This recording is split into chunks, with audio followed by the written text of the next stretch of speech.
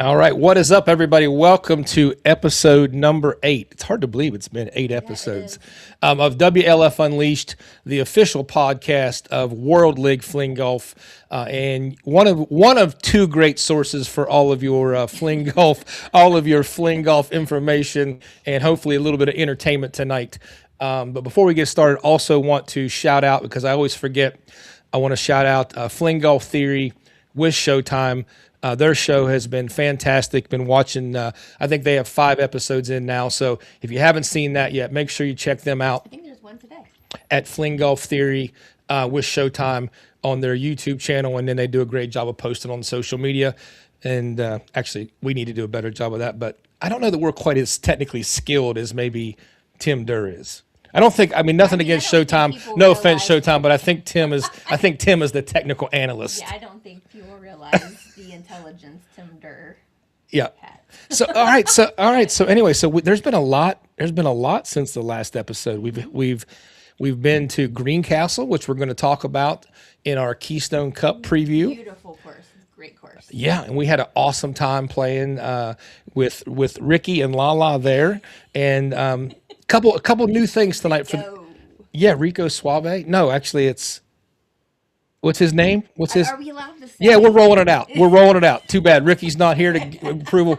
So Rick Christian's fling golf handle is Mufasa. So next time you see him, make sure you address him properly in his fling golf nickname, Mufasa. So we also did that. Then we got to travel back to American Classic up in Delaware. Fantastic. What a good time. Man, yeah, I'm excited. I'm excited for our guest tonight to talk about that, because we've got none other than Purple Rain, Judy Carter, who was a part of the Delaware Titans team, and actually a critical part of the Delaware Titans team. And I hate to say it, but she kicked my butt a little bit on Saturday. So I'm anxious to hear about her thoughts on. She likes the putts. Yeah, she putts amazing. So hear her thoughts on the club series. And we've got, like I said, a couple new things tonight. Made some videos tonight to cover whenever we preview the Keystone Classic at the Greencastle Golf Club. I threw all of the clips that we took on the practice round and put them into one big long video. So I thought while we were talking with Lala and the commish about the upcoming major there, we could let that video play in the background, and also made one for the Fling Golf Club Series event, the Summit versus Shore Showdown. And we're going to, I know, no, Sally got seashells down by the seashore. Yeah. So Summit to Shore Showdown. So lots going on tonight. We've got a couple practice rounds in also.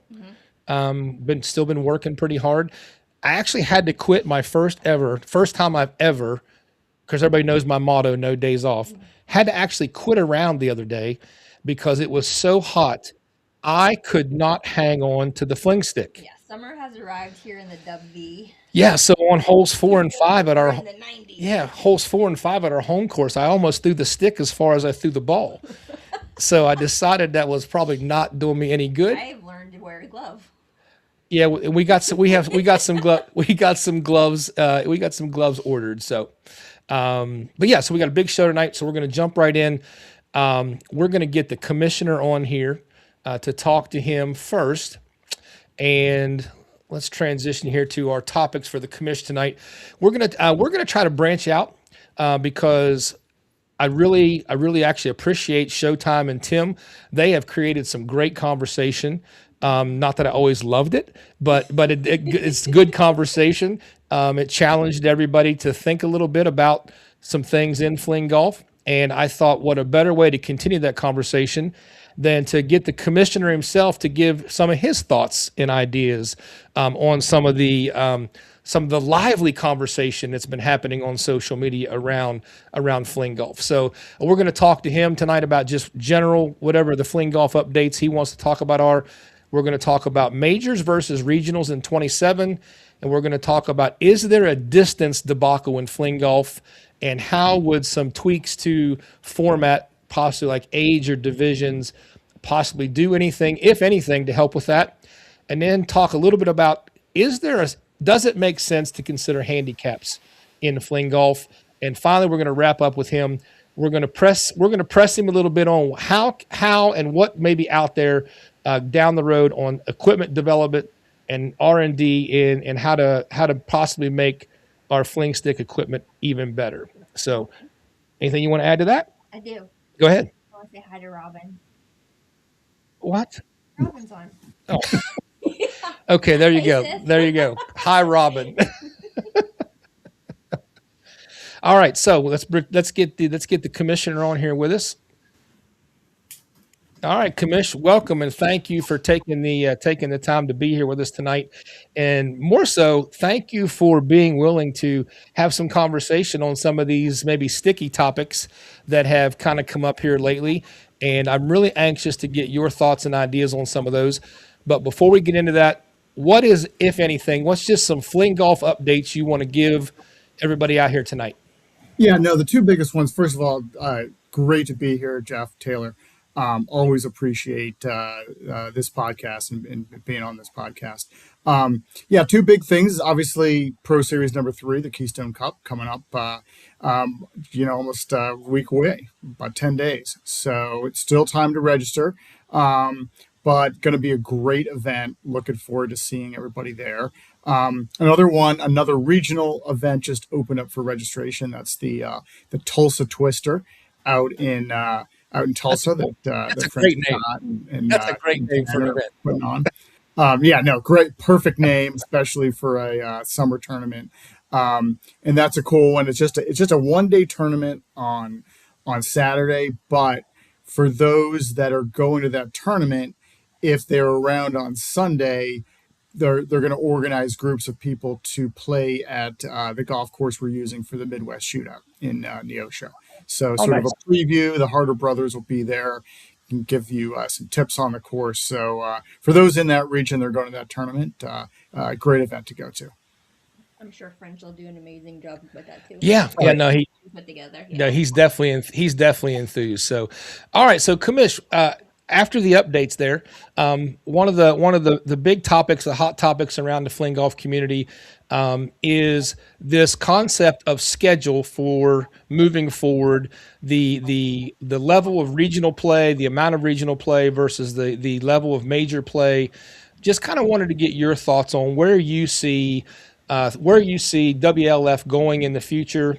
Obviously, I know you're not announcing any locations or anything like that, but like, what do you see maybe the perfect mix or balance of majors and regionals going forward after seeing and hearing a lot of the conversations that have happened over the past couple weeks?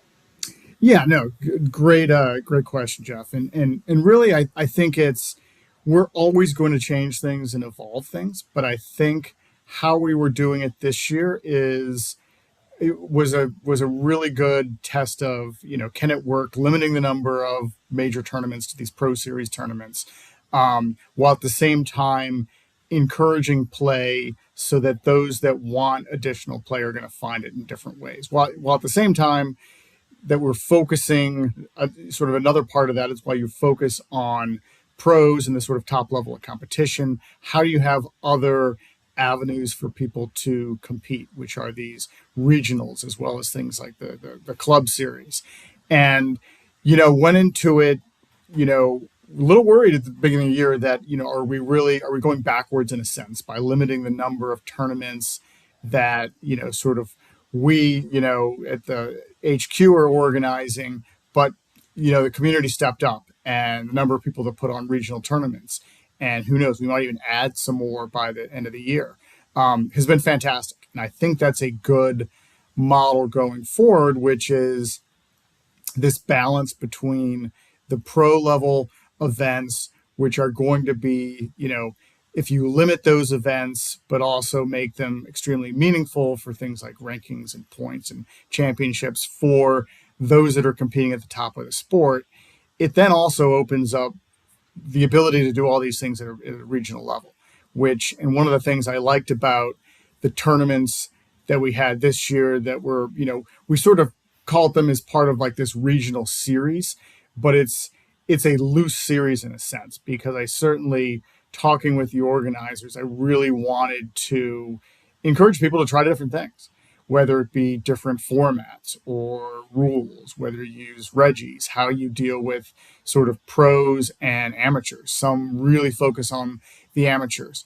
And I think that was all great learning experiences. But I also think it's not so much that we, learn from all these events. There's one way to do it. I don't think that's the right way at all. I think we should continue to, experiment at the regional, local level with doing different kind of tournaments, because I think that at this stage, if you put too much organization on the regional level of things, it's going to break down, and it's going to become too much. You can do it at the pro level, at the top level, because there's a limited number of events and you space those events out. But the minute you try to put too much structure, I think, on the regionals, I think you're going to go back to sort of where we were last year, which is just too many events, which then had to have a complicated weighting system to make it work. And I don't think that's the best for our sport. I don't think that's the best for, our community. I mean, if you look at it, to date, the number of people we've had, maybe none of them have played, and a lot of people haven't played in a Pro Series tournament, but still the number that have competed in a fling golf tournament is way up year over year. And Right. I think you do that by, encouraging differences among these tournaments, as well as the fact that you can't, we're the at least in the United States, the fling golfers, it's they're spread all out, and it's very different in the sort of mid-Atlantic Eastern Seaboard versus California, where even for some of these, or Texas, New Mexico. I mean, just within Texas, you could go to a regional in Texas and you're still driving 6 or 7 hours, and that's significant travel. So those kinds of things, any organization of that, is just going to have to be thought through, potentially on a different level. I think we should Right. try new things. Well, like one of the things I did like that I saw Tim and Austin do on their podcast was they did use they seemed to actually didn't seem to they used a lot of data, and some of the data I think that was the part that they maybe were having the most conversation about was the number of people who might have played in an event and then not played in another event after like their initial exposure to fling golf, or played in events in 25 but then never played in events in 26. And like anything else, everybody has an opinion. And my I told them both, and I'll tell you all, my concern is granted the travel was a lot, but there are I think people still in the fling golf community who like to compete, and that if you look at a concept where you do less majors. At one point, I think they were talking about doing one at the beginning of the year, one at the end of the year, and then one format or one proposal was possibly one in the beginning, one in the middle, one at the end. And I'm going to be concerned on the other side is that people who really like to compete and want to go to these things, you start limiting the number of truly top level competitive opportunities. And I just worry like, well, what am I training for? Like, and again, that my opinion is not more important than anybody else's, but I think there's an other side to this, that there is a pocket, whether it's 30 guys or 40 guys or whatever, that they want this atmosphere. They want this environment to play the best of the best, and they want to do it more than twice a year.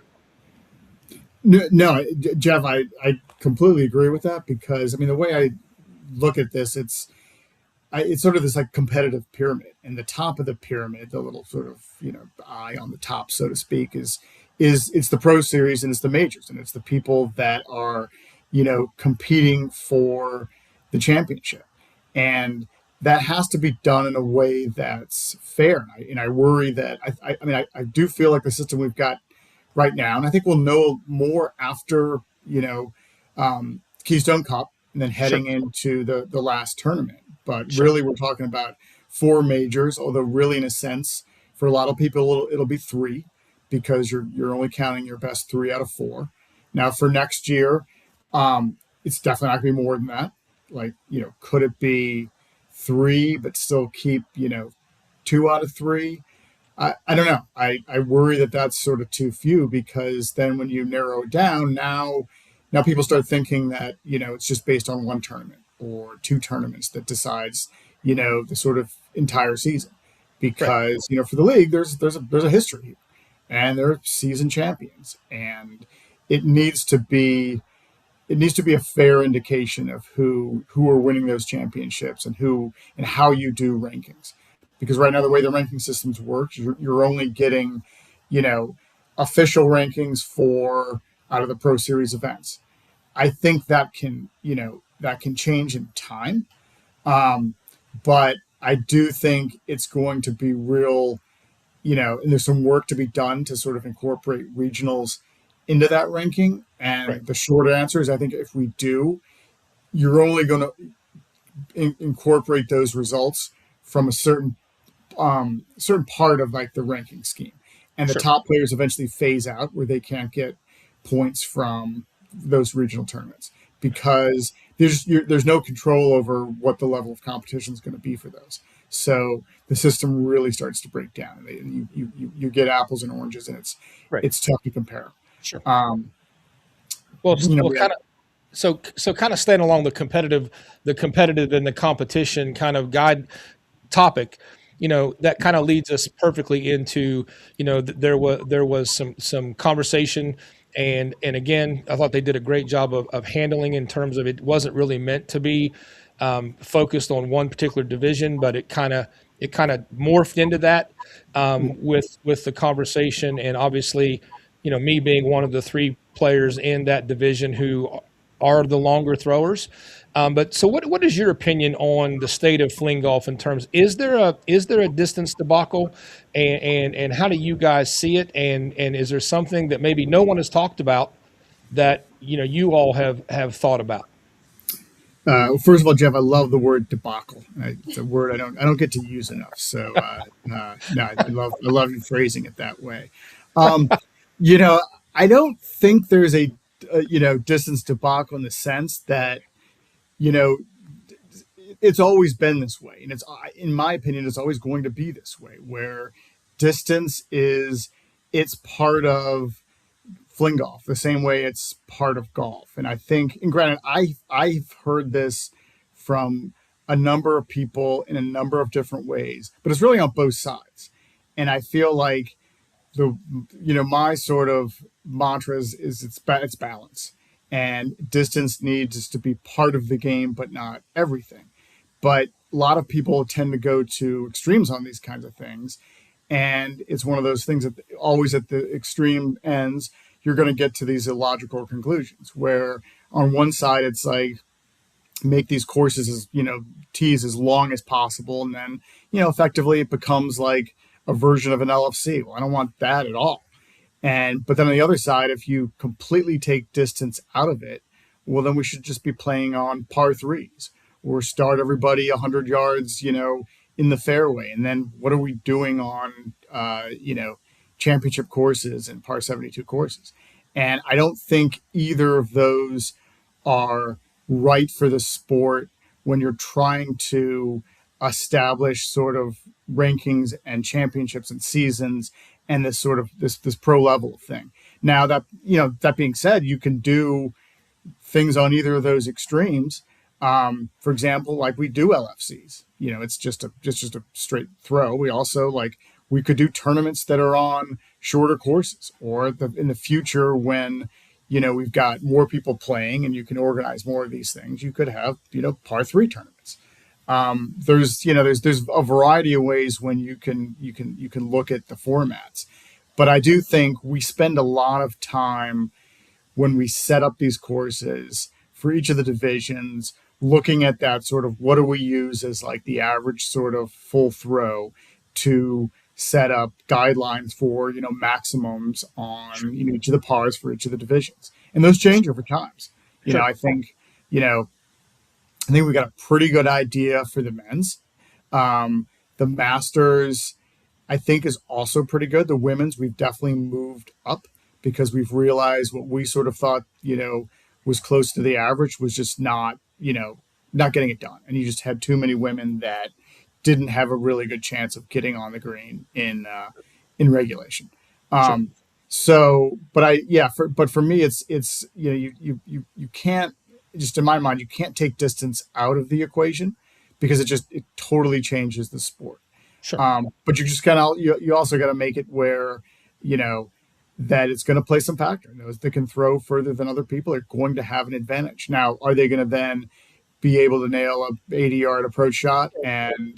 See, and and so short game, which already really influences your end score at the end of the day? go ahead, honey. First of all, while you're thinking, real quick, I'm not. I want to give a shout out to Jared Culver. He says the best way to spend a birthday is watching the Harveys talk about fling golf. Happy Happy birthday. birthday, brother! Happy And birthday! you I'm not singing. you might you might want some better hobbies around your birthday. But no, we appreciate you joining us, man. We're looking forward to seeing you in Pennsylvania.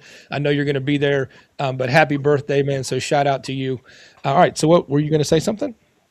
Well, I think the club series last weekend kind of proved the distance thing because and Judy was part of one of those groups. I was, Sherry Marchand was, where there was three men and then one of us. And we weren't even remotely close, but it did come down to like we made the distance with our short game. Mhm. So I think, and I realize people can't practice like you do. I don't even practice like you do, and I could. I don't want to. Well, they can't. They can. They could, but some people, have other things in their life Right. besides Yeah. this, and um, I don't know. I think distance is just a.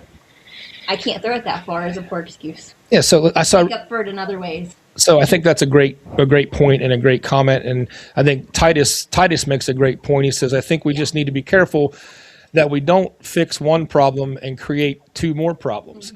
And 100%. I so could like, not agree more with that because I mean, if you look over the last 4 years, we have changed and tweaked a lot of things, but a lot of the times it's, and I feel like with the distance stuff, the minute you change something like that, then I'll hear from the people that I hadn't heard from in a while because it swung the pendulum too far in the other yeah. direction. Now, it's not to Now, say you shouldn't experiment with things and try things right. out, but So extreme positions, I just don't think work in this kind of thing. I think the point that I definitely do agree with the point of the conversation was I think that the heartbeat of the conversation was retention of players. I think it was more about people not coming out and getting frustrated that they feel like they are not competitive, so therefore they lose interest. And in the big picture, I think all of us should be trying to grow the game, and I definitely agree with that. The counter opinion that I would have is that if I was a new player, because this happened to me in Florida with Zach Mulvey and Mike DeRusha, when I went out and played with them the very first time I'd ever played with fling golfers, I was trying to throw everything low to high. And their basic comments were, yeah, you got to get rid of that shot and you got to get better at throwing it the correct way. And so, like, it's not that I'm not criticizing how people are throwing it, but what I'm saying is that if someone was poor from 100 yards in, I feel like a lot of folks in our community would be encouraging them on how to get better from 100 yards. Or if they're a terrible putter, there would be drills and ideas and suggestions on things they could do to be a better putter. But then it seems to be that the idea around distance is that instead of encouraging people on how to have better technique, what are some of the strength training things they can do to actually help them throw it further? Like that, the conversation seemed to just be, well, there needs to be if people throw it so far, then they need to play in a different division. Which again, I'm not opposed to that line of thinking. I just think that there's another piece of this in terms of some skills, and I realize that there are physical limitations that some people have. There may be injuries, all those things factor in, but they also factor into basically anything else you would do in a competitive manner. Yeah, and I think a lot of problems get solved, and this is just in general, the more players you have. So I 100% like agree. We've got to think about like in really every sort of decision we look at. Certainly, at like HQ is how do we get more people playing this? How do we grow the game? Now that sometimes is in At a a point, sense, at like the pro level, like having a pro division, a pro series in these major tournaments is a little bit at odds with that in a sense. But I think it provides something that's aspirational, but it's why these regional and these club series, local events, and all these other things, other ways you can compete and be part of the community are so important. Because yeah, there might be a point in time where we have so many people at the pro level where we've got to close off the tournaments, or at the same time it could be that people are get discouraged by the fact that they're going to over 2 days be 35 strokes behind. They may just not want to compete at that pro series tournament, which I understand that. And I still love the fact that we get people that are amateurs going to these. But I think ultimately we have a responsibility as a league to have the competition at the highest level, because it's showcasing what can be done in the sport. And that's sure. very important. Even if it's for a limited number of people, we just got to make sure there's other ways to compete. Right. Or at least making it, amenable to having, these tournaments completely open. Now, some people they may not want to actually compete in a pro series event as an amateur, which is completely fine. Sure. But I do think that when you have, a limited number of players too, coming up with different divisions, that there's only so many ways you can sort of divide up the pie before it becomes really logistically tough. And I think, the 3 divisions we have now is, great. We could have I think you can play around with, what is the appropriate sort of age cutoff for masters. At some point, if the women's division grows, I think having a women's masters division will certainly make sense. You might even eventually have 2 sort of masters divisions. It's really just going to depend on sort of, turnout. And do we have enough people to support that? But not only support that, but support that where you're getting, players at the highest level competing, like, because that's key at these pro series events. All right, so quick shout out to Britt Hammond here. They're shouting out the Britt Hammond strength classes. So if you want to go the ball further, hit her up on some strength training. That's going to be my comment. Like, I know that I'm never going to throw like Lala or Joy Hooter's a big thrower that nobody probably knows about until I take myself to the garage and lift the weights, and I just haven't done that yet. So wait that's on me. Wait till you see Molly throw it. She's a sleeper. She is. Oh, yeah. All right. So, but also, Gary, I think Gary makes a great point here. Gary, thanks for tuning in, and thanks for the comment, man.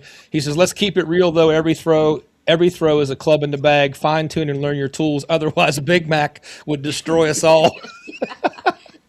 So, I mean, it's true. Like distance has an effect, but like it's not everything. And like Big Mac, I mean, his play this year is because he's fine-tuned other aspects of his game. Like that's actually led to his rise in the ranking. 100%. And why he's on the Britain's Cup team for the U.S. All right, Mitch, because of what he's done beyond the distance. Listen, I'm going to give you an impossible challenge. You only have 60 seconds to answer this last question. Okay, I'm on it. All right, so real quick, and we can talk about this more later. I think it would be a topic to be great to circle back to. What's your thoughts on a potential handicap system for fling golf? It's 100% going to happen, and we're going to roll something out this summer. But the key thing is that is for amateurs. Same way that it works with golf is it's a great way you can have net tournaments. That's not going to be applied at the pro level. Now you could eventually have divisions in some of these tournaments that do it on a handicap basis and put you in a division based on handicap, but there's always going to be a division at the top players that are all playing on an even playing field. And I don't see any other way, but I think a handicap system is vitally important to the amateur level and the base of that pyramid of players. So much more to talk about that in the coming weeks. Awesome. I think you did it. I think I actually did it. I felt pretty strong. All right, so we're gonna start putting the clock up in the corner. I thought you were from day one, Jeff. You sort of rapid fire with the commish. Yeah. All right, Commissioner. So we're going to let you go for a minute. We're going to bring you back to talk about the Keystone Classic with Lala.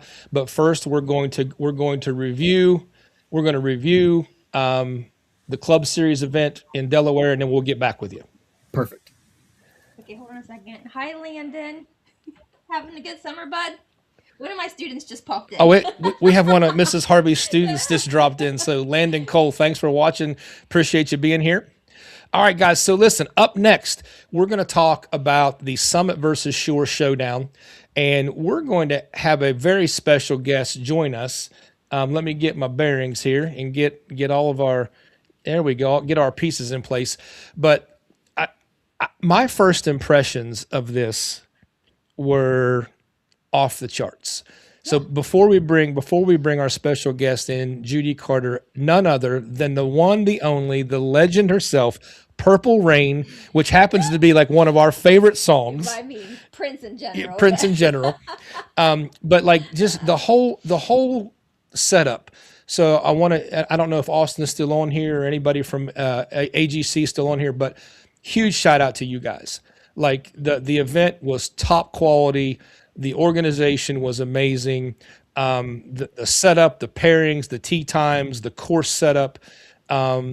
You guys just did an awesome job, and we just want to say thank you from all the Highlandeers that got to travel up there and participate. And I would just like to say that sooner rather than later, if you are in a region of the country where you've got enough people to get a fling golf club team together, you need to make that happen so that moving forward, whether it's you do something on your own later this summer, or we add you to the fling golf series for 27, it is definitely the way to go in terms of being able to include and incorporate every skill level, every age level, men, women, masters, everybody. What's your quick thoughts before we bring on Judy? I don't. I'm just ready to talk to Judy. All right. So then, without further ado, Purple Rain herself. Here we go, Judy Carter.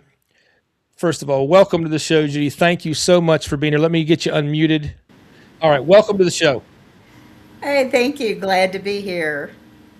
All right, so before we get into some of the details with Judy, this is one of the slides that we put together.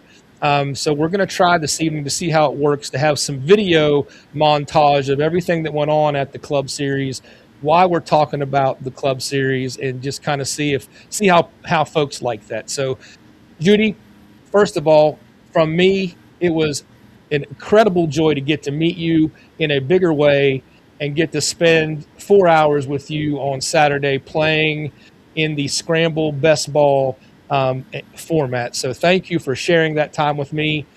So we're going to start off with, what was your thoughts on the whole thing?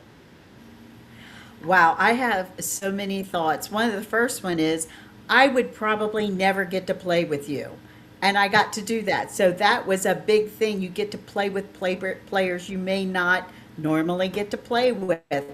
So it opens up the whole family of fling golf so much. So I thoroughly enjoyed that. And thank you, because that was so much fun. I think the fun thing about it is we had different levels in our two teams, but we worked well together to pull our team forward, both of us. And what was even better is we were helping each other, complimenting each other, and competing the whole entire time. We wanted to win. Each team really wanted to win, but we were also helping each other. Absolutely. Yeah.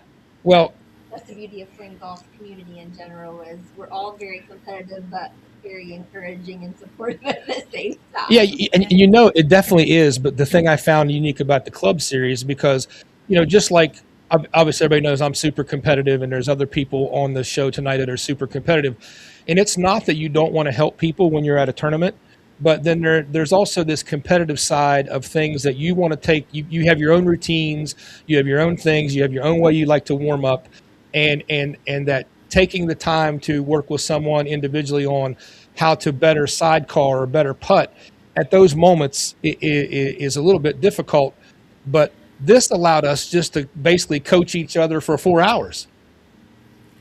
Yeah, which is really helpful. I happen to be really blessed where I play. I have so many awesome players that I can follow, I play with. I learn so much every day I play. But there are players out there that they're all by themselves and they don't have anyone to say, hey, try this or do this. And this allows us to all come together and participate in that and learn from each other for those that don't have players.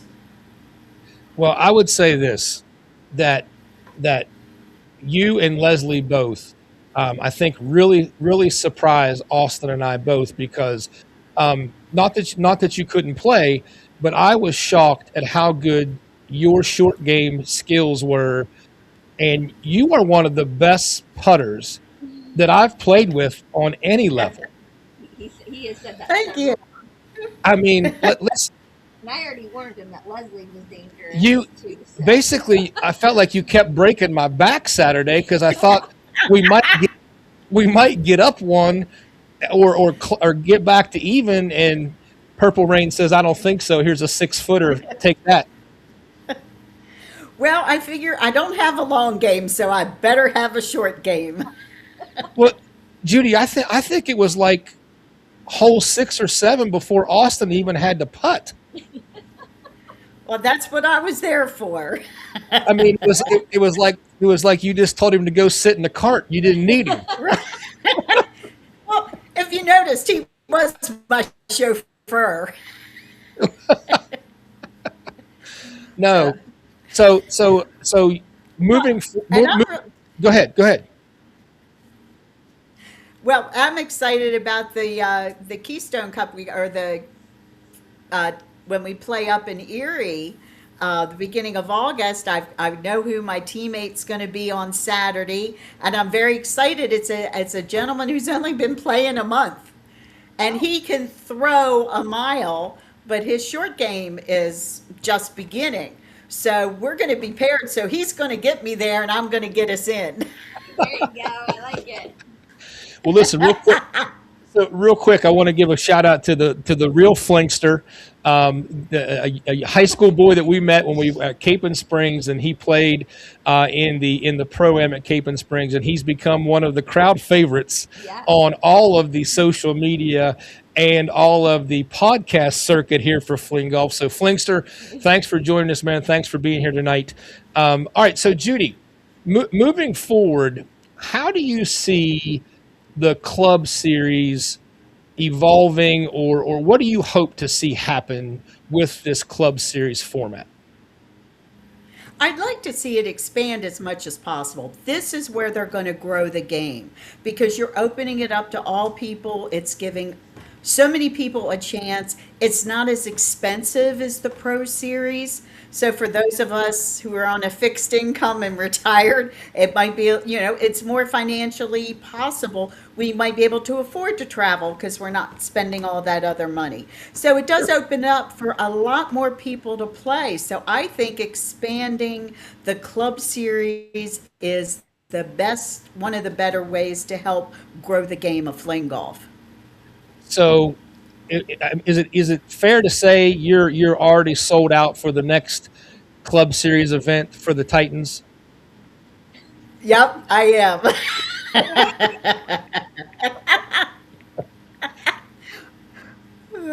You're, Yeah, you're, my you're, dance card's full. you're, there was somebody a minute ago said they were playing with you on August 1st. Yeah, that's who she was talking about. Okay. Yes, Oh, that's it. Okay, yes. I got you. Okay. All right, so you already got people calling you out on the podcast. You've been on here 10 minutes.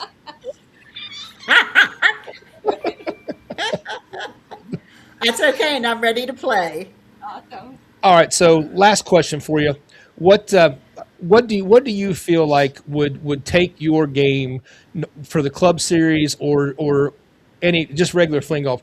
What do you feel like you want to work on the most moving forward as a player? And for me, I'm asking more specifically as maybe a female player. Yeah.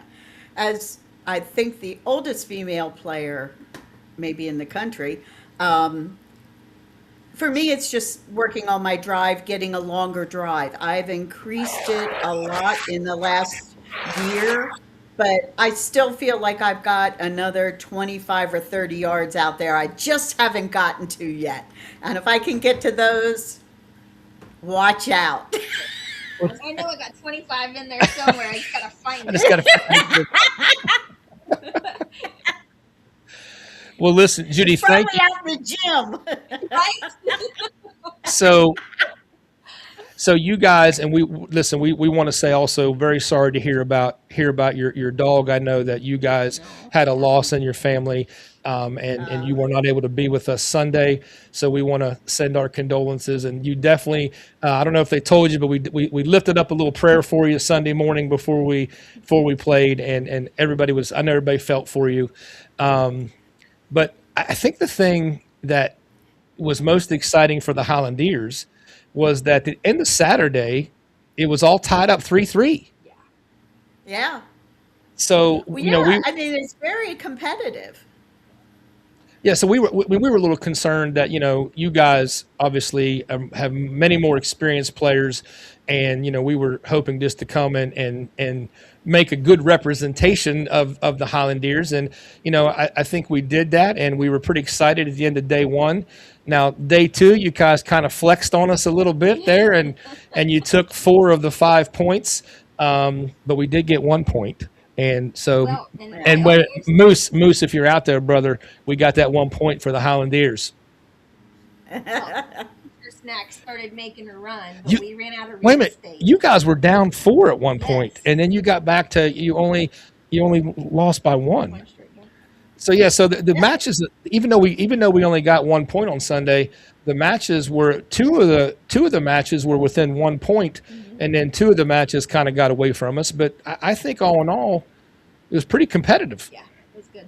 Yeah, I give a big shout out to both the coaches. I think they put really good teams together that were very competitive against each other. I didn't feel like they had any team that was just going to blow out the other team. So Absolutely. that made it way more fun for everybody. Yep, and I think that's something that all the coaches are going to do to format it so that, again, it was one of my favorite rounds playing with you and Austin and Leslie. Even, I mean, it was a club series event, but that in my round with Moose in Missouri last year are 2 of the ones that stick out to me most, because I got to see people be successful that I don't really know that well, and it was so fun to see how much Leslie improved from the beginning of the round to the end of the round. Got to see how great you are at putting the darn ball. Anything, And anything that was fun. anything you want to say as we wrap Yeah, up that this was segment? fun. Yeah, Yep. that was one of the highlights of my day is watching Leslie expand her drive, because she's finally playing with players who could take a minute and just spend some time with her, even though we're competing, and we were very much competing. I mean, I have a good time out there, but I am very competitive, and I like to do my best, but I'm competitive against me. Well, I don't know about So that. it was so much fun. I noticed a couple fist pumps when you made some putts that I was not expecting. I know how to throw down. Listen, there was definitely some competitive fire in that belly. I know that. Listen, Judy, thank you so much for spending the time with us this evening and being a guest on WLF Unleashed. We look forward to having you back, and good luck. Good luck against in August against the PA, the Keystone Crew. Sorry, the Keystone Crew. Yes. And again, thank you for joining us tonight. Oh, thank you for having me. Thoroughly enjoyed it. All right, we'll see you, honey. Bye bye, Judy. Bye-bye. So just before we transition, I'm feeling a lot of love right now because first I had students in, now my besties in, dropping highs. Man, we got some. Cornell, I need to get you on the course. She was a former athlete. I think she would. Oh, absolutely, absolutely. So I want to. Austin Hamby here says we were trying to claw back in it. Definitely, it was definitely getting nip and tuck down the basically 15, 16, 17. it was getting close. And actually, speaking of that, another cool thing about that, it was Moose that chipped in to kind of put it away for us. Yeah. That had nothing to do with anywhere I threw it or how far I threw it. We were on the edge of the green, and Listen, that guy's full of surprises. dude, he can play. He Moose can play. All right, so listen. Up next, we're gonna bring on the Lala, and we're gonna talk to her My a little golf bit. mom.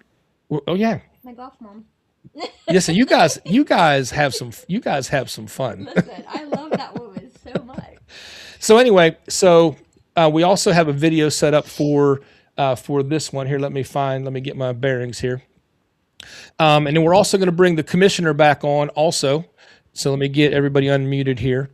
But so the point of Lala's segment here tonight is I wanted to give us a little feedback or a little bit of overview of the Greencastle Golf Club for everybody that's going to be traveling to the major next weekend, the Keystone Cup. And then I wanted her to talk a little bit about how she laid out or helped lay out the course for the event. And then I'm going to pick her brain a little bit about some holes to watch and what she thinks some of the keys to success might be here at the Keystone Cup. So, with that being said, Commish, we're going to pull you down just for a second. Yeah, and then we're gonna bring you back. All right, all right, Lala, welcome to the show. Hello. Hey.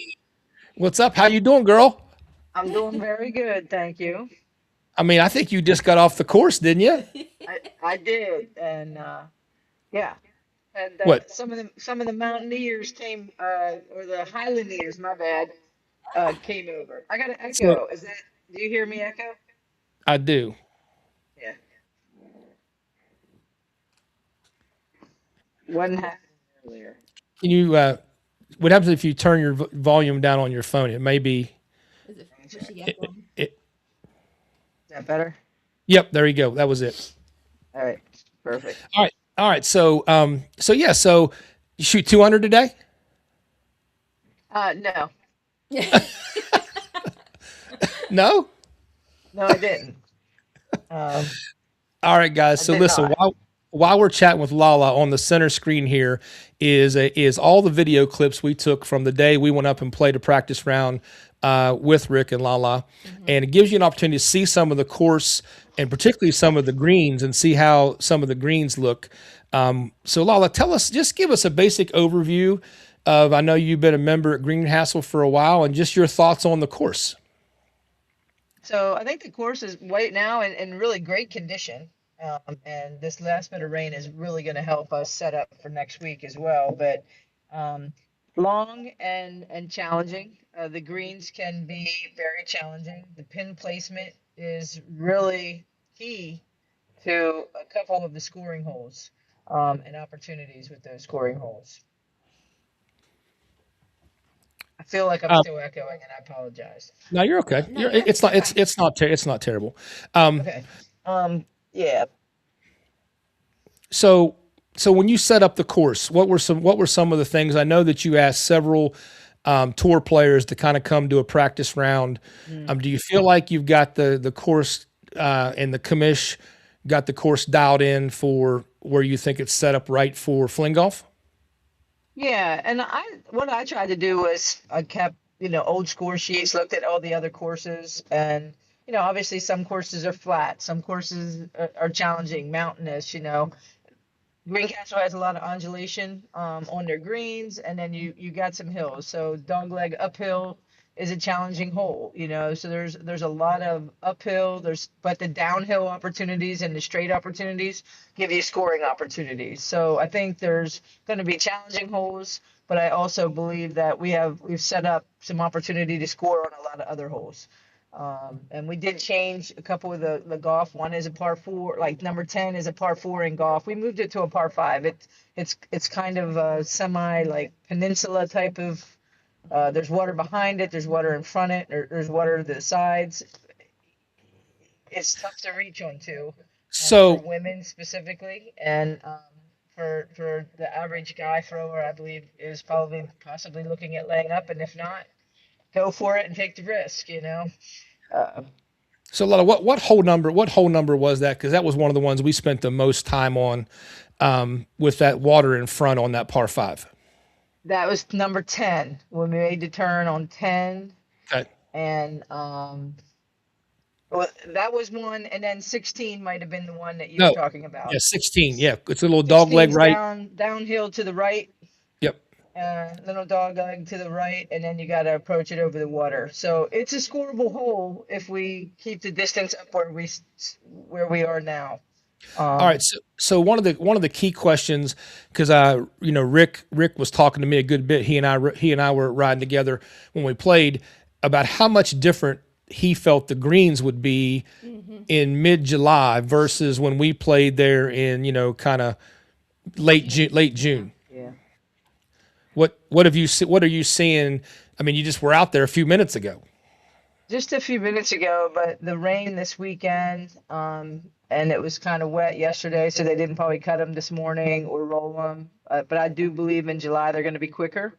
But I think they're in great shape, and so I think they're rolling really nice. They roll fair and true. I do think they'll be a little quicker because come July it'll be a little drier, probably. I got you. That'll be the key. And Ben does a great job. He'll be out on the course before we're out. They'll change the cups for us. And he'll be out there working every morning before we start, getting the course set up and ready.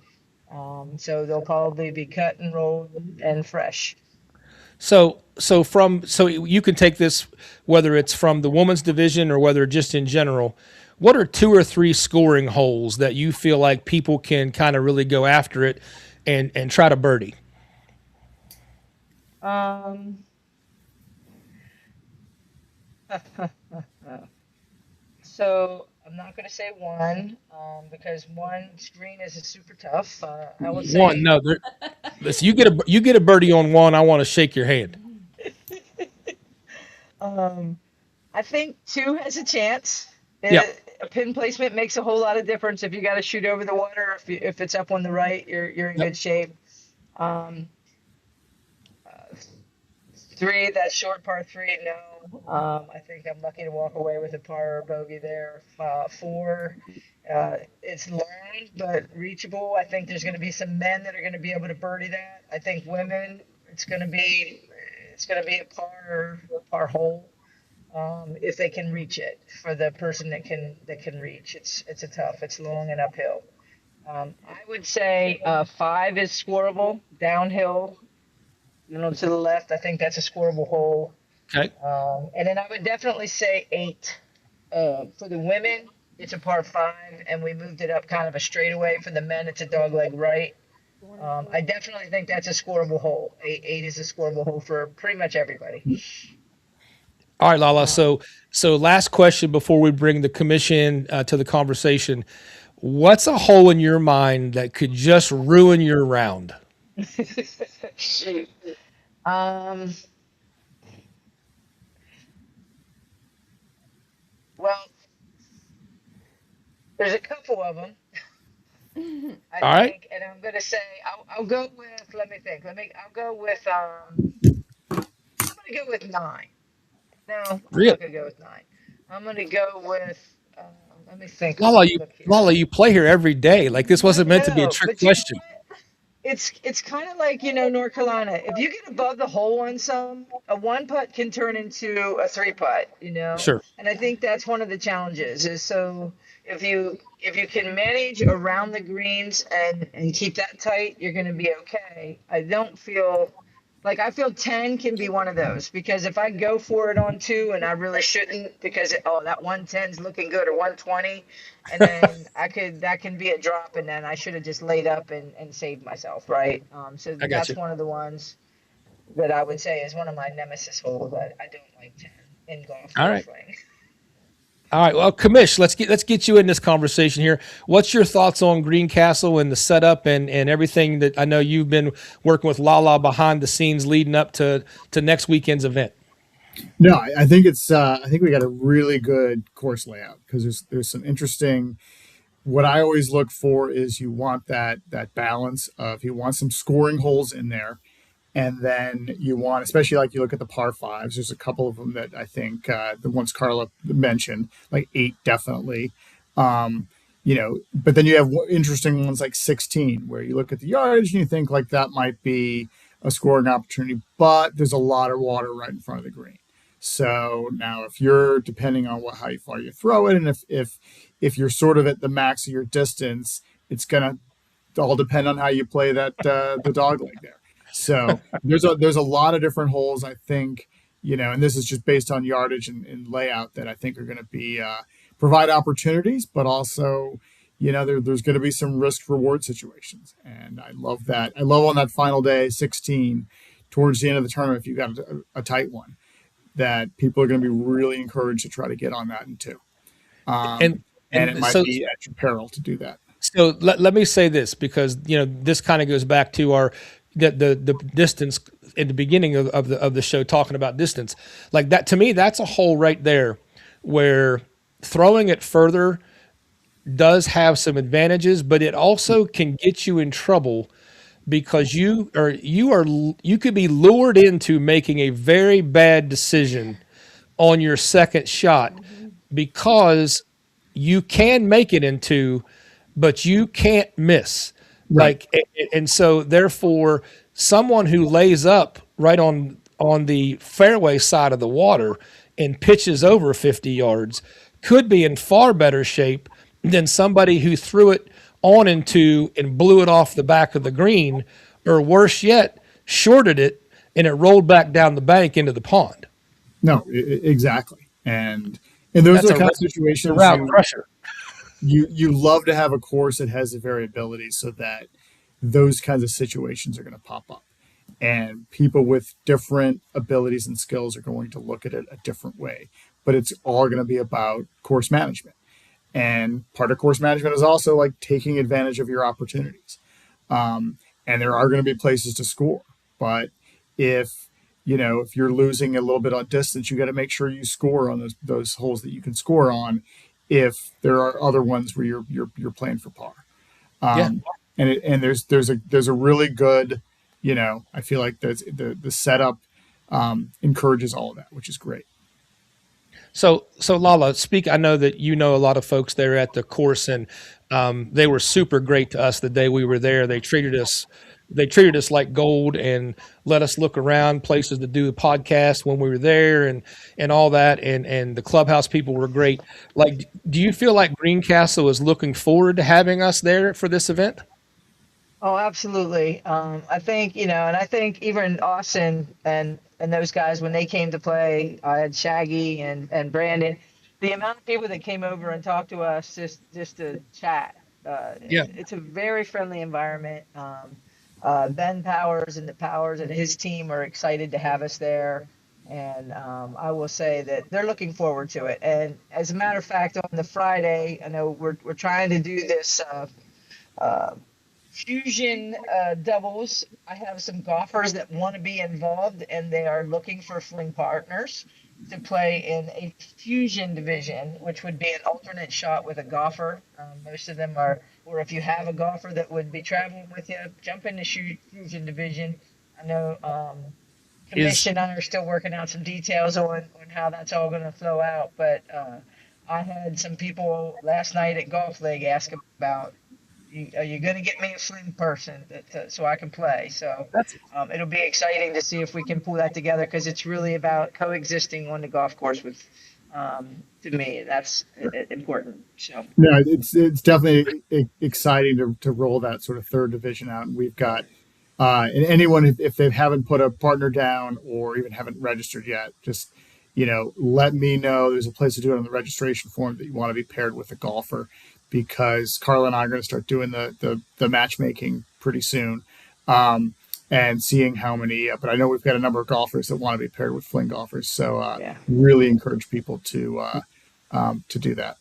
so. Listen, Lala, Taylor has the key question of the day. Is Rick Christian going to make a debut?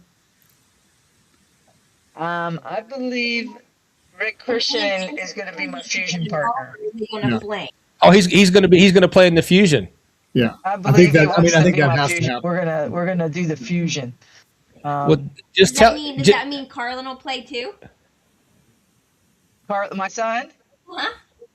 Yeah, yeah, I believe that the Lunchbox Oh and yeah. Carlin are possibly trying the cousin pair up. That was Nice. Nice, nice. That's I awesome. think they're trying to roll that out. I haven't gotten that confirmation yet, but I think that's working in the back. All right. Well, listen. So, Lala, thank you for all the work I know you've put in on this over past several months, and working with the commissioner on getting this set up. And really excited to play this course. It's a great course. It's definitely challenging. You got to throw some target shots. You just can't rip it all the time. And I think the greens are going to be the. But it was good. No, Yeah. absolutely, it's great. Yeah, I think the greens are going to be the X factor. Yeah. So, all right. Anything? I'm excited to have my daughter join us in the tournament. She's going to be signing up here. We're Nice. working on her, so Brooklyn, you didn't get to meet Brooklyn, but she did play with a bunch of the Highlanders when they came up the first time. So she's excited to get her first fling tournament in, and I'm excited to have her joining us. So Awesome. Yay. Well, Perfect. Lala, thank you. And Commish, any logistical things to wrap up this segment before we move on? No, I think it's really just, as I've sent out a couple emails in the last few days, anyone, like, the registration is going to be open right up to the event. So if you know you're coming, but you need another week to sign up, if you let me know in advance, that makes it easier on me. That'd be great. Um, Also, if you need any help with places to stay, let me know. We can potentially find you a place or make recommendations if you're traveling and need to find a place overnight. All right. Thanks, guys. Appreciate it. Lala, thank you again for spending the time in your car to be on the show. yeah, sorry, I was like in between driving home from the course, and I didn't know what everybody that was there playing was going to do, and then they all left me, so I drove part way. All right. All right, guys. Well, we will see you next weekend.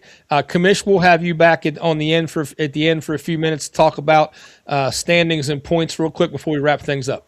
Perfect. All right, thanks, guys. Yeah, thanks, Bye. guys. You're Thanks, guys. welcome.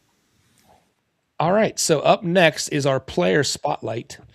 Um, and we are going to talk to one of my favorite people to talk to about anything, not just fling golf. Like this guy knows stuff. Yeah, like I feel like he would be someone you could put on those most interesting man in the world commercials.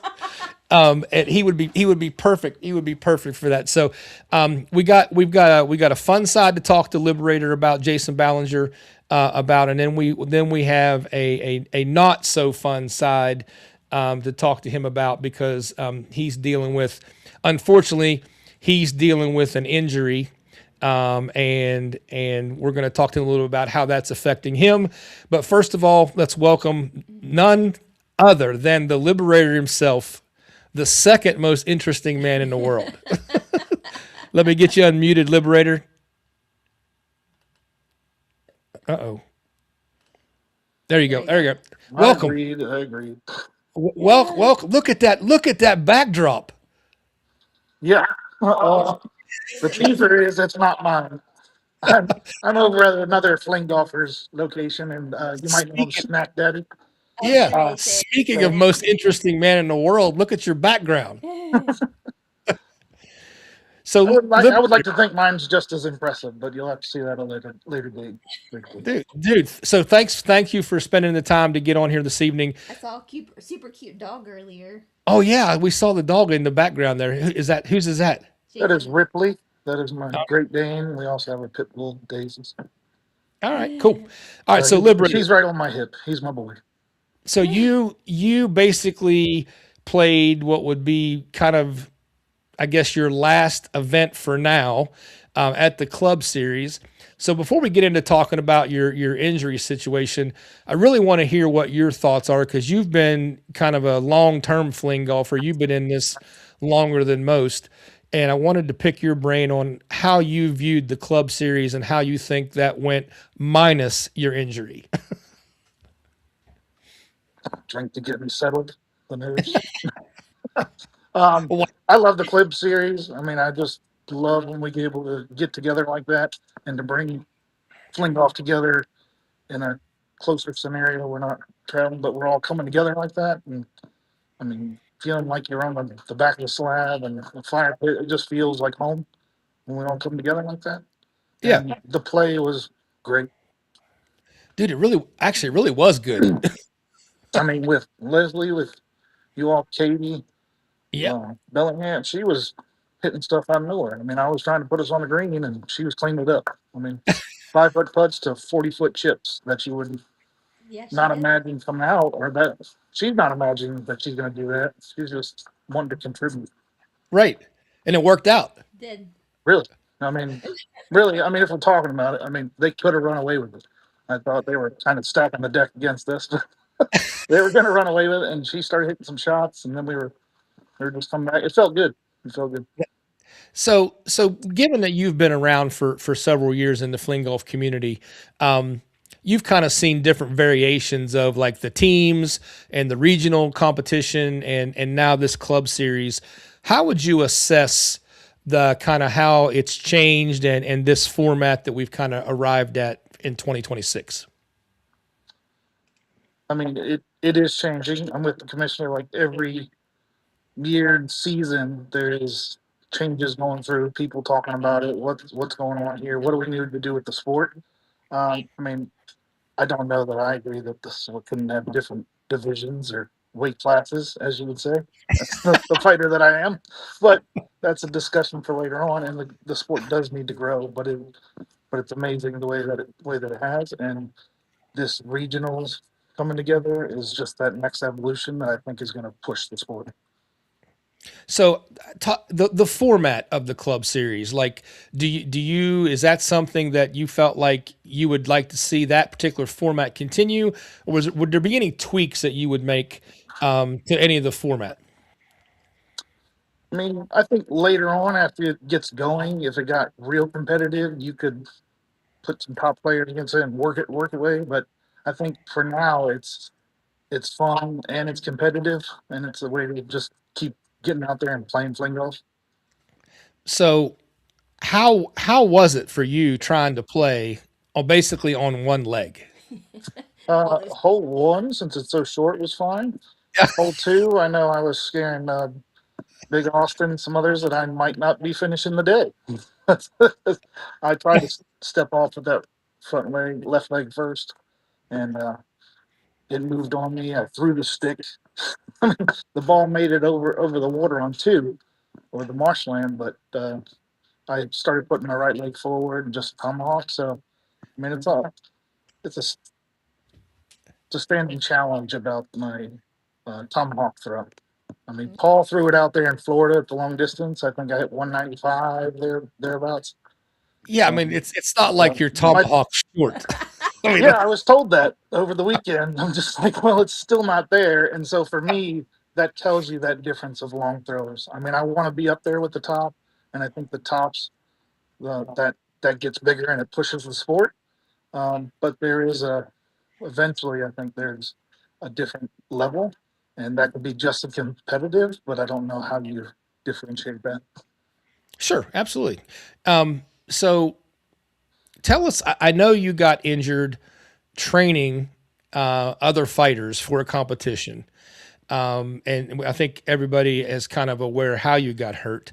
Like, where are you? Like, where are you now with the injury? And what's up next? Are you getting it fixed? Like, what's the scoop on the injury? Well, I've had the right one done in 2022 before the first tournament. That was and so I'll have surgery on this one on the 13th, so next Monday. It all depends whether they plug the bone where the chunk was taken out, and I'm off of it for 6 weeks, no weight bearing, or whether I'm back on it and just starting the rehab process. I mean, I'm sure I could be tomahawking in Missouri, Really? but who knows? Oh man, But on for just to say it, I think for this season, for me, it would be more getting this fixed, getting back in the gym, and getting to a point where I can really push the top of this division. well, listen, I apologize because in my promo stuff for this show, I kind of acted like you were probably like definitely done for this year. But I mean, You're sounding like They probably Missouri. would have thought that when I had surgery in February and they had the first tournament in May in 2022. But I wanted to be there for what fling golf was and what it could be. Yeah, So I was just standing in front of that. I mean, I think that first long You distance still got contest there, play. I was throwing 169. So that still tells you can get down the course. You can play competitive. If you put it together on the green, you're chipping and putting. You can absolutely. do it. It's just there's pressure. 100%, man. That's a great statement. Um, so shift gears just a little bit because I think you're one of the most respected players in the fling golf community. I think Thank you. everybody thinks I think everybody thinks very highly of you and respects your opinion. I think you're a great player also, and I'm just curious from your perspective.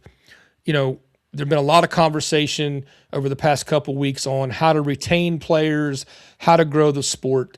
Like, what are some things, if anything, that you think would be ways of which all of us could contribute to growing this sport that we definitely all are pretty much in love with? I mean, I think these regionals can grow it with who they can pull in during the regionals and moving around like that and helping grow the sport. I also think, I mean, at the time I was thinking like keeping Reggies and doing something with Reggies to help people come along. But if there's a handicap, um, that sounds like it's coming out, I mean, that's going to happen. I think that just helps other people get into the sport and helps them grow their fling golf. Easy to learn, but fun to try to master. Yeah. Yeah. So I know that also, I know that I told my wife this. She told me this after she got to play with you last year. You're the I guy like to all think I was the springboard for her Yeah. So fling like, golf takeoff.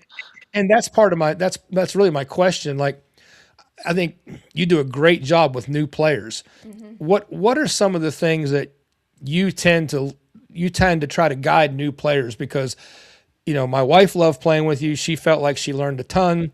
When I got to play with you early on, I immediately was learning what to do and what not to do. Like, what are some of the key things that you try to help bring new players along?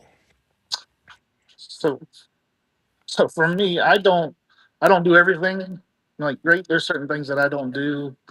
Low to high, I mean, certain ways to putts. But what I'm doing at the beginning of the sport, I think, is getting people to release at the right point, or hmm I'm able to talk about a situation that they feel more comfortable with. If you're just tossing a beanbag or a ball back and forth, what would you do to get it from A to B? Right? Everybody knows what that feels like. Yeah. I'm talking with my hands over here, just but you try to imagine that and talk to them about situations that they can imagine and what they know what that feels like, and the rest is them doing it. And when they execute it, it works out, and they can see that, and then they can practice that over and over to actually enjoy the sport more. Listen, right there, If your wife does perfect. is that right there is the queen herself, the former number one. I think she's still number two.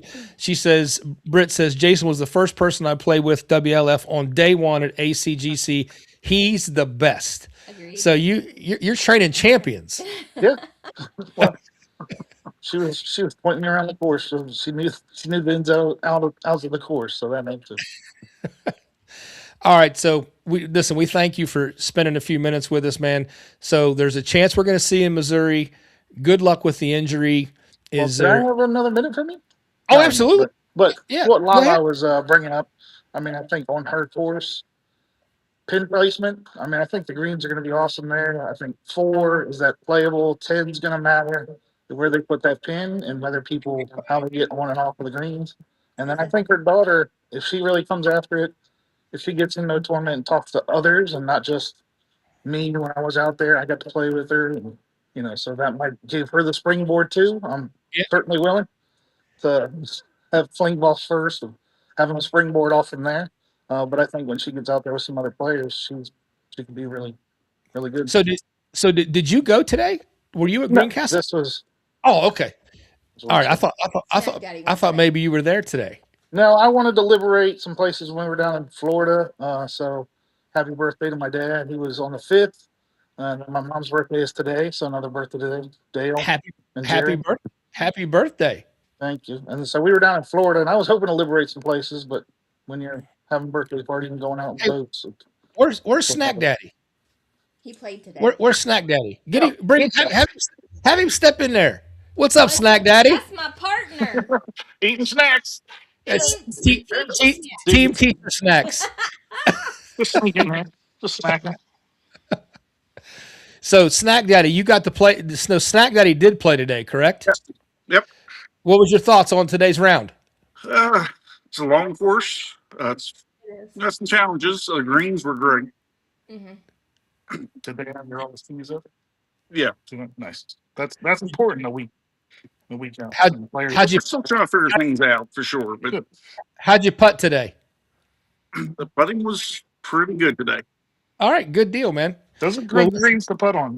They keep the place stuff nice. so I think my wife wants to run it back at the club series for team teacher snacks because she feels like you guys could have won. Oh, we gave them hell. Nice. We're coming for you, Dan, man. Man to Dan. Thank you, Dan.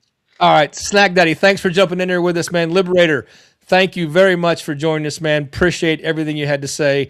Hopefully, we can have you back on the show again. Maybe we're going to have you on as a fling golf. We'll have you as a fling golf technique and teacher segment.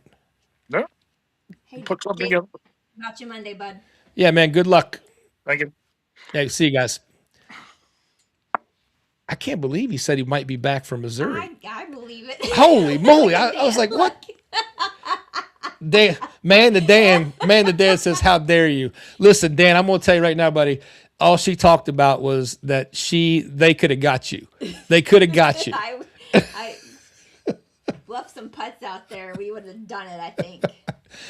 All right. So anyway, so up next, we've got the man, the myth, the legend himself, Aqua John, who he's like a regular. And he looks like he's got a Oh! friend. The Roadrunner is there. Listen, I'm not speaking to her because I sent her a message and she ignored me. So I'm gonna act like she's not there. I don't see It's anybody. okay, Leslie. I'll talk to you. All right, so Aqua John was time sensitive for Aqua John to be on tonight because he is going to talk to us about a speed fling event for Fling Golf USA, and we're going to have him on here, and then we're also going to try to bring up the website for him as well. But I'm really interested in hearing about how he's preparing. Wait a minute. Dan's cracking me up right now. Dan needs to relax. All right. Aqua John, you got your mute on? There we go. There we go. All right. What's up, Aqua John? What are you? Am I good? There you go. Hey, What's up? are we What's good now? Yeah, what's up, Leslie? I don't think so. Hey, we're just coming back from PA, and of course, Leslie's one of our lead top seven are going out to California in just a week after PA. All right, so tell us where did this come from? Like out of the blue, everybody's just talking about speed golf. Well, we saw the post that John and Alex posted. It was more of I thought it was just this off the cuff. Hey, is anyone interested in thinking about speed golf? Because they want us to join. And a handful of people said, yeah, sure. I didn't think it was a serious thing at the time. Next thing I know, the announcement comes out that speed golf and fling golf are joining forces at the national championships in California. So before I knew it, people were signing up and making airfare plans and setting things up. And now we've been in training for 2 weeks, and we're going to represent fling golf at this new merger of two alternate forms of golf. We're saying we just want to have fun, and the parallels are incredible. I've been able to talk to John's counterpart, their commissioner, who's running things at the top, and the guy who's hosting the national championships in California. My counterpart is someone who hosts on the ground, and everything they've said, we could be saying the best community, how it's just about having fun, but it's competitive, how to grow the sport. It's interesting. They're all West Coast based, a little bit Midwest, nothing on the East Coast versus fling golf is all Mid-Atlantic and growing further out west. There's a great kind of goals here, how we can grow and help each other.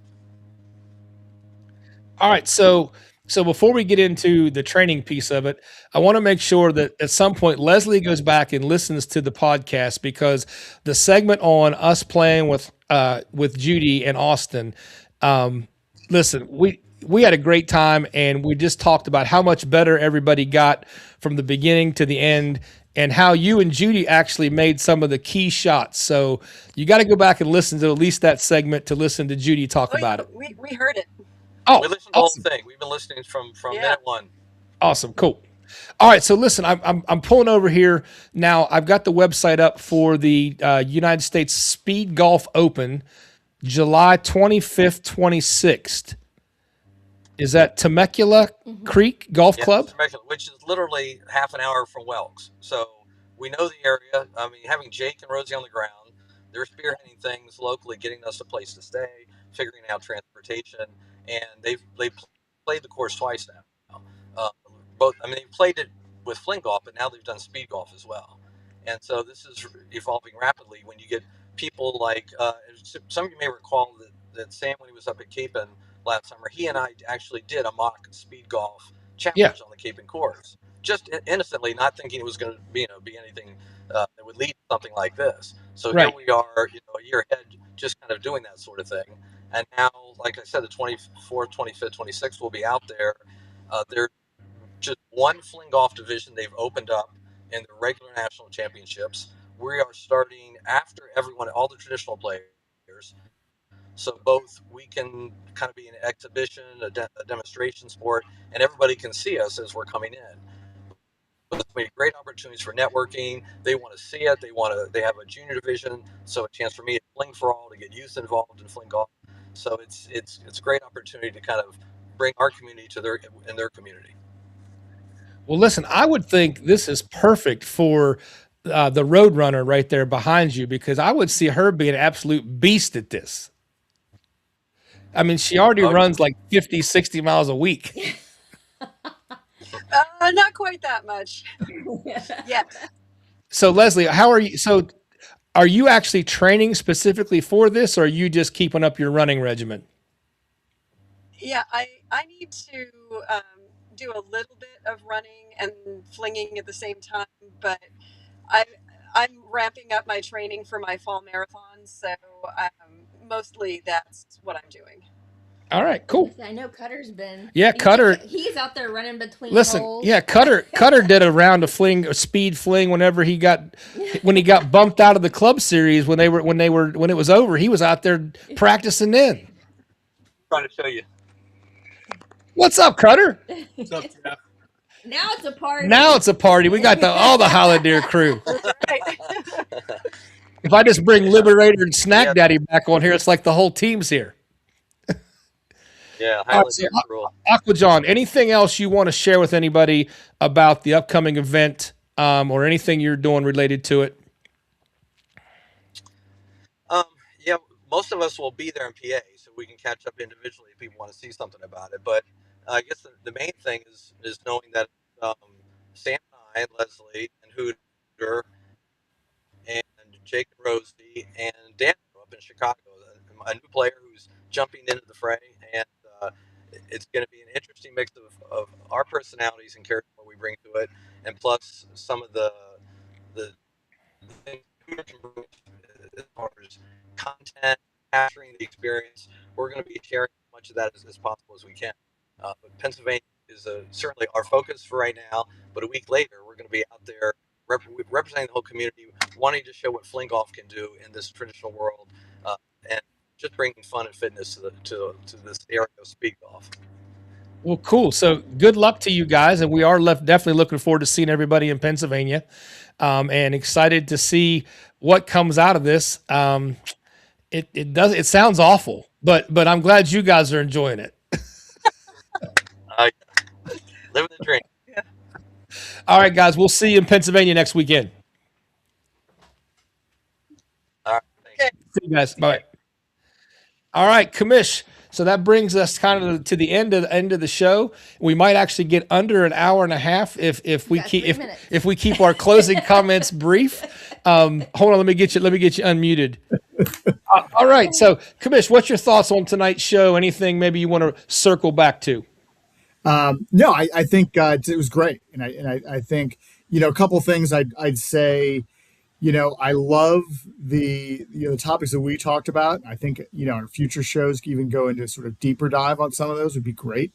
I love the debate. I love the discussions, and we tend to like on the players group where a lot of this stuff happens, and I know it happens on Austin and Tim's podcast and in other avenues as well. But like players group, we tend not to by design not to enter that sort of debate because we want to hear from all different people and all different sort of viewpoints, and we'll eventually have a decisions and our opinion as a league and a sport, but we want to hear from sort of all sides because this thing is going to continue to evolve.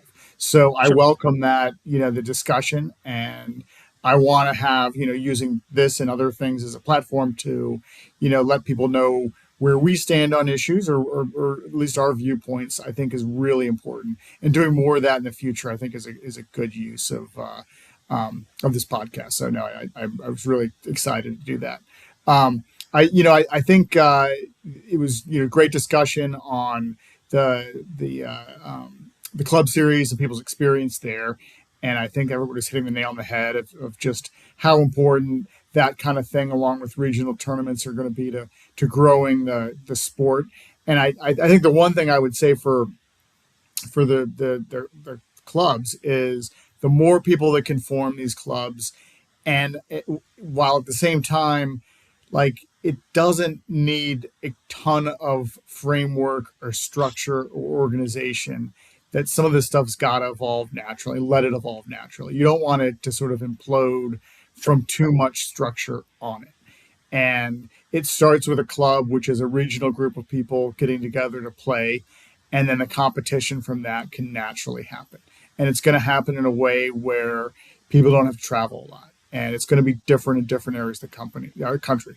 But the key is just getting people playing as groups, as leagues, as clubs.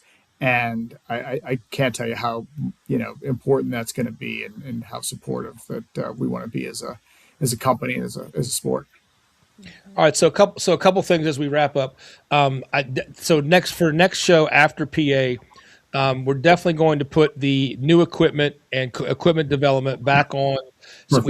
we did not get to that, but I feel like there's a lot to that, so I didn't want to rush through that. So those of you that asked about the accessories and the equipment development, that's going to be on the next show. We'll spend a decent amount of time. After Yes. PA. The next show is at PA. Oh yeah, not at PA, but after PA. We're going to do a live update at the end of day one, at the end of Saturday, and we will talk about the doubles tournament and talk to those folks who might be leading the divisions at the end of day one. And also, if there are questions and things you want us to discuss with the commissioner, or folks you want us to have on the show, please get a hold of us. Obviously, we're very easily accessible. We're on social media all the time.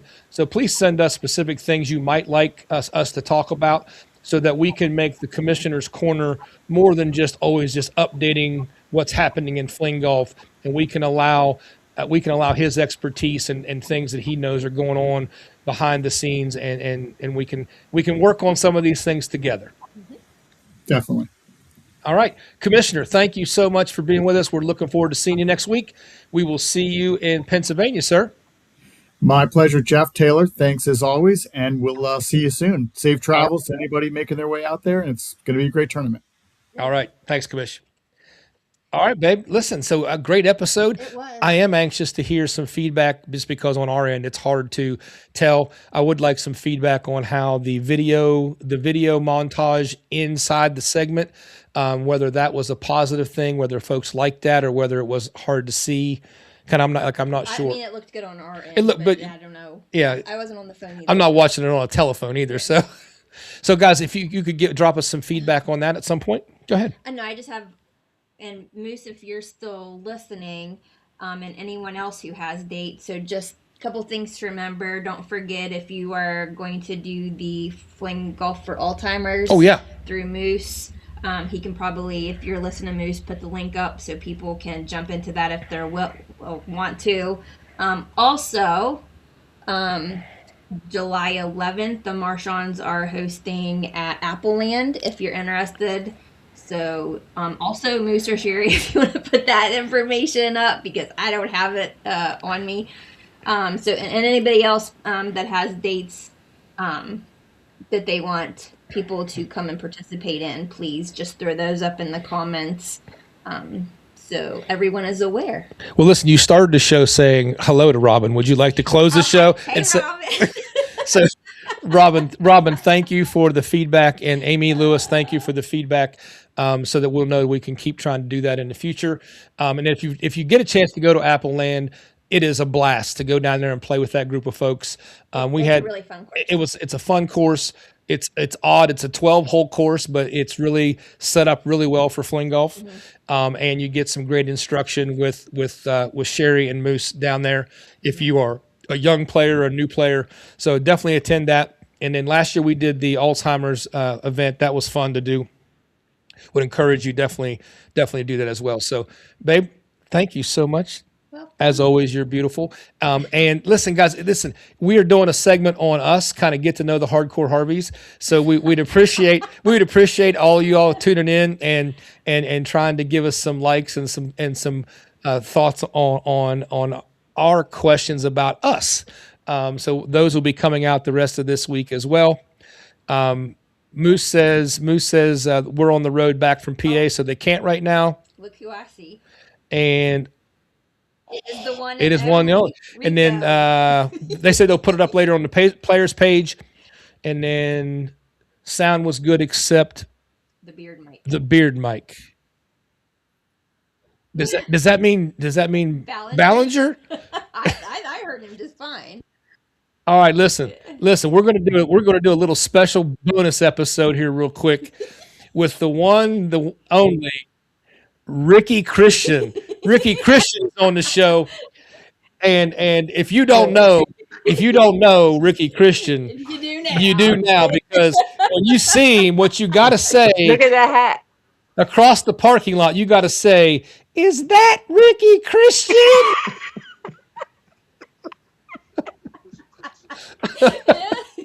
I'm coming after you. Dude, that hat looks off the chain, brother. It does. I'm coming after you. That looks good. I ain't done with you yet. So are you going to make your debut next weekend? I don't know. Listen, we got people making. We're going to have you back on. We got our people making comments about you, Mr. Hole in One himself. Oh shit! Listen, brother, right, Peace out. Great to see you, man. We'll see you guys later. Bye. Uh-oh, wait a minute. I didn't mean to. There we go. There we go. All right, so that's a wrap on tonight's show. Thanks everybody for tuning in to episode 8 of WLF Unleashed. We are your host, Hardcore and Mrs. Hardcore, a teacher. Guys, appreciate everybody tuning in. Hardcore out.